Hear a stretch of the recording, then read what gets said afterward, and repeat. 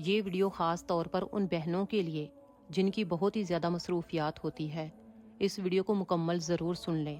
مصروف مسلم خواتین کے لیے خاموش عبادت کے طریقے۔ ہاؤس وائف کے لیے یہ بہت ہی بیسٹ طریقے ہیں۔ پہلے نمبر پر اپنے گھر والوں کو کھانا کھلاتے وقت بسم اللہ کہنا عبادت ہے۔ رسول اللہ صلی اللہ علیہ وسلم نے فرمایا، ہر نیکی صدقہ ہے۔ دوسرے نمبر پر برتن دھوتے ہوئے الحمدللہ کہنا ذکر ہے۔ اللہ تعالیٰ فرماتا ہے، سو آپ مجھے یاد کرو، میں آپ کو یاد کروں گا۔ تیسرے نمبر پر کپڑے طے کرتے وقت یا چھوٹے موٹے کام کرتے وقت درود بھیجنا بھی ذکر ہے۔ رسول اللہ صلی اللہ علیہ وسلم نے فرمایا، جو مجھ پر ایک بار درود بھیجتا ہے تو اللہ اس پر 10 رحمتیں نازل فرماتا ہے۔ چوتھے نمبر پر بچے کو جھولے میں جھلاتے ہوئے گانے اور لوری کے بجائے قرآن سنائیں۔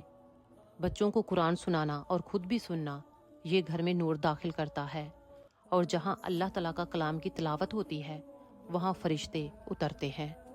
پانچویں نمبر پر غصے کے وقت اپنی زبان روکنے کے لیے اپنے نفس سے لڑنا جہاد ہے۔ روحانی کمزوری اور گناہوں کا احساس، لیکن پھر بھی کوشش کرنا، یہ ایمان کی نشانی ہے۔ یہاں تک کہ آپ کا احساس کرنا بھی ذکر ہے۔ اور چھٹے نمبر پر ڈرائیو کرنے کے دوران آہستہ سے اللہ سے دعا مانگنا، یہ بھی چھپی ہوئی عبادت ہے جو صرف اللہ تعالیٰ دیکھتا ہے، اور ہماری چھپی ہوئی عبادت آسمانوں میں بلند آواز ہوتی ہے۔